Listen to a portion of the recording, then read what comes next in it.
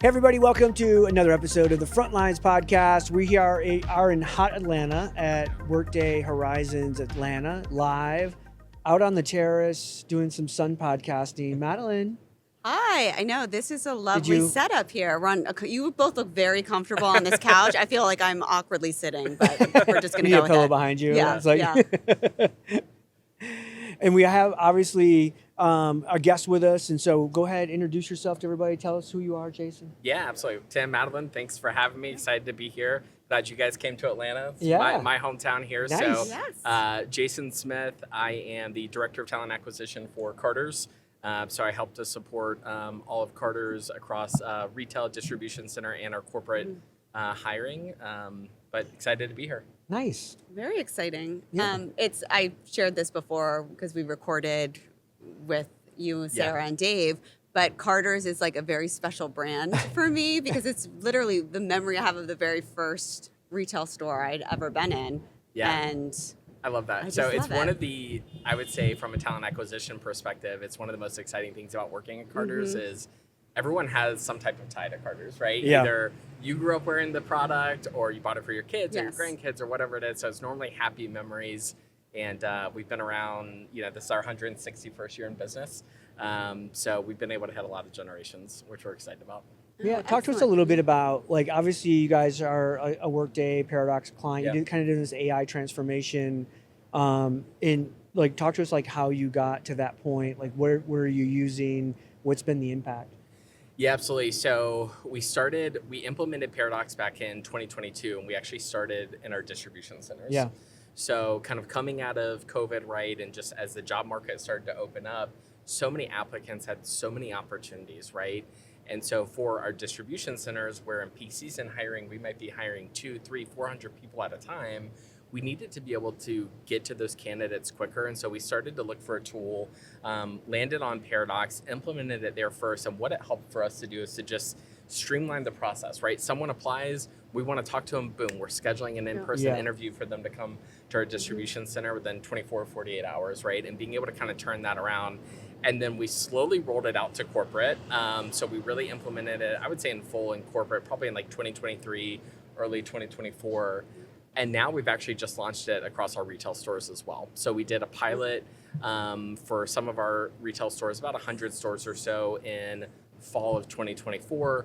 And then that went very well. And now we've released it all to the field. So we're excited to be able to use it across corporate, retail, and distribution centers. So If you go back to when you did that, because you guys have been doing that now a few years, on the pain point where it was just a matter of like, the operations come and go, look, if we don't have more people, we're SOL for the season. Like you have to get us people. Yes. That's really like that's. That was the genesis of it, right? Is really starting with, we have peak season hiring goals that we have to meet, right? As you can imagine, Q4 for us is, I think 30-40% of our business is in Q4 around the holidays. So for us, like if we don't have the employees in the warehouse, in our distribution centers to get the product out, like we're not going to meet plans. Yeah. So we had to be able to get to those people.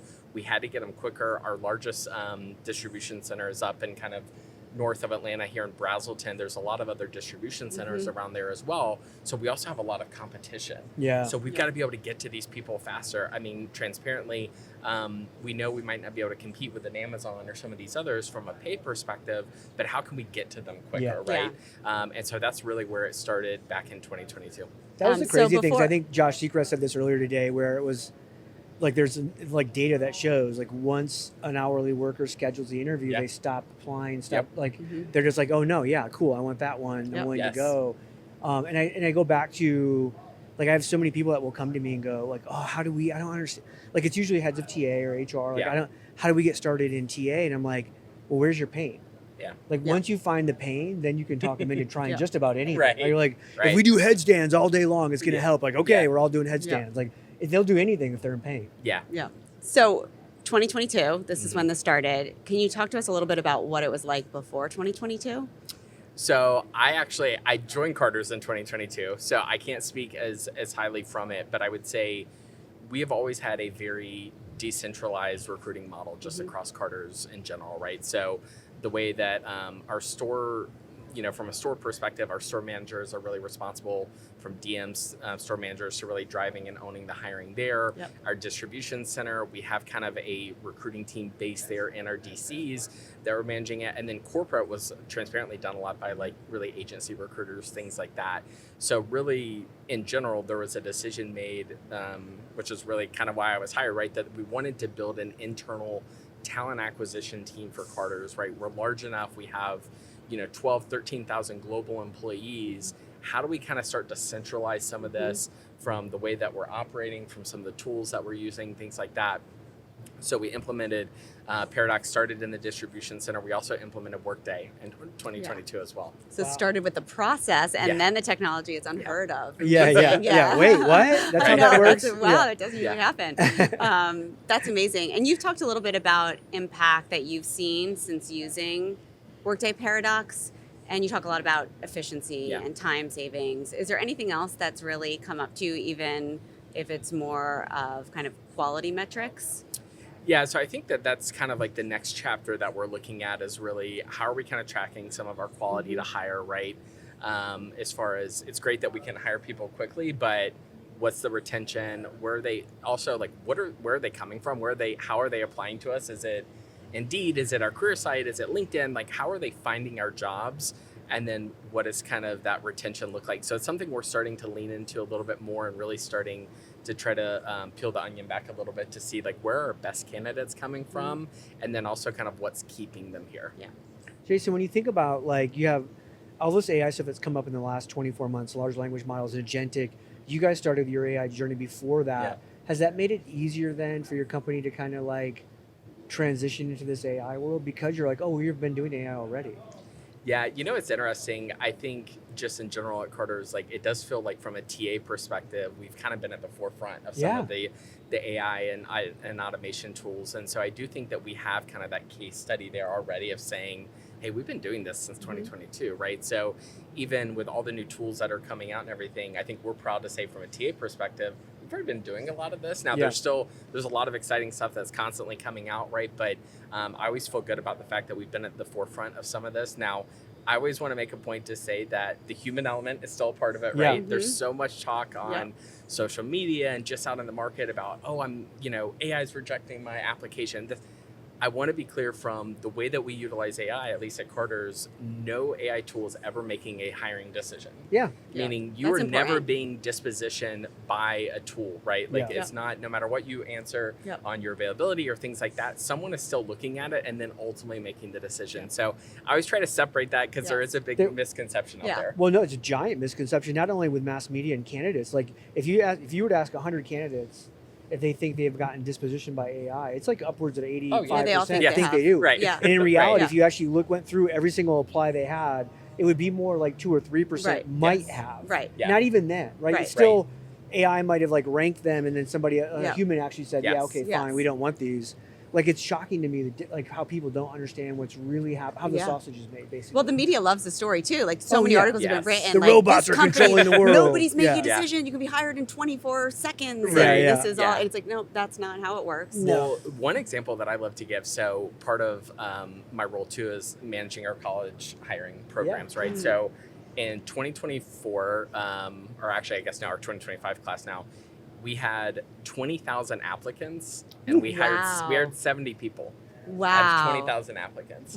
So I always tell people, I'm like, it's impossible, no matter how many resources or recruiters we have, right? Like, we have to utilize tools to help us get to the candidates quicker, because no recruiter has time to go through that many applicants. So that's kind of what the job market is. And I think it's, it extends to that frontline recruiter, right? And those high volume spaces. So that's just kind of what it is. And so, yes, we utilize AI and automation to help us find people better, but ultimately, or quicker, I should say. But ultimately, they're not making the hiring decision. Yeah, I think that's one of those things where we go, like, it's a reality of TA for those of us who worked as practitioners. In that is like, if I have 20,000 applicants and I have this many people, most of those applicants are never going to get looked at. No. If I layer in some AI, I can get 100% of them being looked at, giving them a chance. Yes. And then some of the people that maybe are the best candidates that never would have, they were unlucky. That was it. That's that was a strategy for TA for decades. It's like lucky, unlucky. You're Yeah. like, Right. that's not, like, how are we thinking Right. that's better than AI? Right. And then we have people in our industry, though, that will argue that AI is the death of TA. And you're Yeah. like, no, maybe for the first time, there's a fair shot for everybody. Yeah, You know? they're coming around a little bit, but it's still surprising. Yeah. I want to talk about the college recruiting for a minute. I Yeah. love that this is a focus for you because it's changed so much. Yeah. Like, I'm curious if you're seeing it shifting back. Like, I know it was all like in person. You'd have to really make sure that you're attending these career fairs in person, the brand, like going up and grabbing a student, giving Yep. them a hug, pulling them in, talking to them. Yeah. And then it's all shifted since COVID, and you had to do more brand Sure. and focus on like small, you know, getting at the a lot of virtual grassroots events, things and like that. virtual events. Where are we at now? Like, where is it shifting back? It is shifting back. Yeah. I think to the in-person is becoming more important than ever. I was fortunate enough to be at the NRF event in New York Yep. at the beginning of the year and part of the executive program and kind of mentorship. And one of the things I was telling the students, and there's so many students there, they're like really, to me, I was like, wow, I don't think I was this smart and kind of on top of it at that age, but they're really impressive. And what I was telling them is I'm like, this is how you get noticed, though, by going to some of these events in person, right? Going back to that 20,000 number, 70 people get hired. A lot of those people that we hired, we had met in person You met. somewhere. Yeah. Yeah, it's a At an relationship. event, Yes. they had come, they Yep. had shook our hand, they came Yep. to our table, we met them, they made a connection. So then when that resume came through, oh, I recognize that name. Yeah. I remember this person. They were impressive. So it is starting to go back. I think it's more of a benefit, honestly, to the candidate and to the student to have those in-person events if they take advantage of them. Agreed. Yeah, agreed. Yeah, I think that's when you go extend on that, because I think when we think about using AI automation to, like, you obviously can reduce the total number of teammates, but what we want to say is, like, where does the human layer in? So when you guys think about that, where do you want your team to spend more time with the actual candidate, and what does that look like as you add in? So you're gaining capacity, but at the same time now you have more time. What does that turn into? Yeah, it's a good question. So the way that we've kind of thought about it at Carter's is we want to kind of design our process and say, okay, what are the points that we want that human interaction? Yeah. And then how can we just automate everything else, Oh, yeah. basically, Right. right? Yeah, yeah. So what we've done is, candidate scheduling, interview scheduling, all that can all be automated. That's so Absolutely. easy. That's such a manual task Yeah. for a recruiter. Take that off their plate, right? What I want our recruiting team to be able to focus on is spending more time with the candidate, really screening, understanding what are their drivers, what are they looking for, what's going to ultimately keep them at Carter's, all that type of stuff. And then how are we kind of really then managing them through the process? Also, I want us to get closer to the business, right? So we always talk about becoming less of recruiters and more as talent advisors from a TA perspective. And so that's one thing too, right? If my recruiter is spending less time having to screen resumes and manually schedule interviews and all that type of stuff, they can spend more time interacting with the business and being a true business partner to understand what are our goals, what are we, what are we kind of ultimately Keeps going falling for? down. Sorry. The heat is My- getting yeah. us. The hot The I heat know. is It's, melting our well, me too. Yeah. Yeah, So that's fine. I think that ultimately that's where it allows kind of more time is really for the ability to become more of that true business partner and spend Yeah. more time with the candidate and understand the drivers from both sides. Yeah. I do think that's We- critical. Like, we were talking with Sarah Valvoline, and like she was talking about how they've kind of got this process down where the recruiters have such a strong relationship with their hiring managers. The hiring managers ultimately are making the decision, but they're not actually interviewing. Yeah. They've gotten to the point where, and I'm like, that's really rare. And because Yes. like, you have to have both that hiring manager and recruiter have to be so lock and sync together Yep. to Yeah. get that to happen. But ultimately, that's the time that's better, like, value added. Yeah. Right? I don't need my hiring manager spending half their week or 25% of their week interviewing when somebody else can do that. Right? Yeah. And the delays, I mean, that come along with that. It's way too time consuming. So when you think about, like, you've talked a little bit about the candidate, right? Like, you're hiring maybe differently than other frontline hiring is Yeah. happening, where there's sometimes an expectation. We only want somebody for a couple months. Sometimes it's seasonal. Sometimes it's just that's fine if this is a launch pad for them That's to go right. somewhere else. When you think about candidates' expectations around AI, like, you're embracing it, you're figuring out where the human steps in or where humans are making decisions. Yeah. How are candidates' expectations changing, and are you collecting candidate feedback on how AI is being used in the process? Yeah, absolutely. So I think for us, what we have tried to do is we want to walk that fine balance, right? one of the things that honestly separates us at Carter's is our culture and our people, right? It's one of our biggest selling points, the fact that we have been around for 161 years and that we have this great brand and heritage to our company. So we want to keep that. We also want to move quickly. We also recognize that candidates want to move quickly as well. So I think what we've heard from candidates is they love the ability to schedule using Paradox Alicia, right? Texting, I can do it all on my phone. I can chat to apply, everything. Perfect. They do want to talk to someone at some point, whether it's a recruiter, a hiring leader. They want to have some type of face-to-face or video call or whatever it might be to really understand that, because that's important to them. So one of the things we've talked about is for our store associates, our retail associate, right, which is about 75% part-time employees, we've thought about, do they need to talk to anyone? Could we just do all video interviewing, like just pre-recorded virtual interviews? Do they have to talk to anyone? And we've not gone down that path yet, because I think what we've decided and what we've heard really from our candidates is they do want to talk to someone.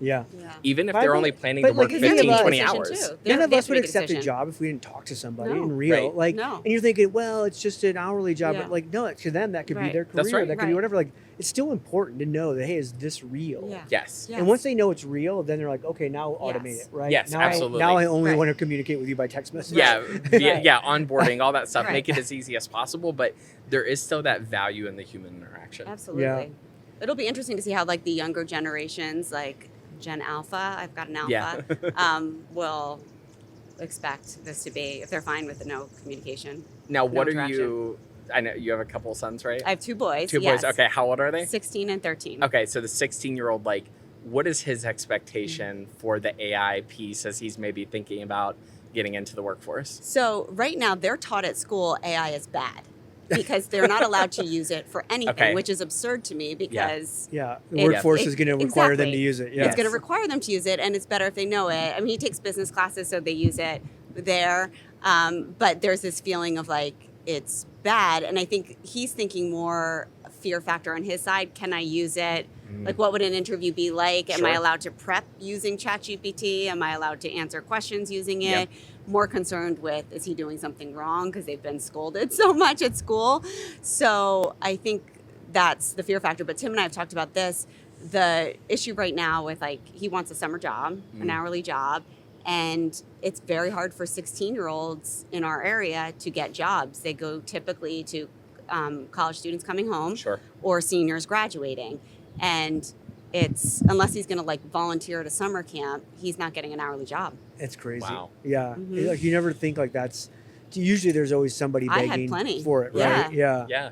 And there probably is. It just depends on, like, again, how dirty do you want to get or whatever. Like, kids get picky too. But it's an amazing kind of thing.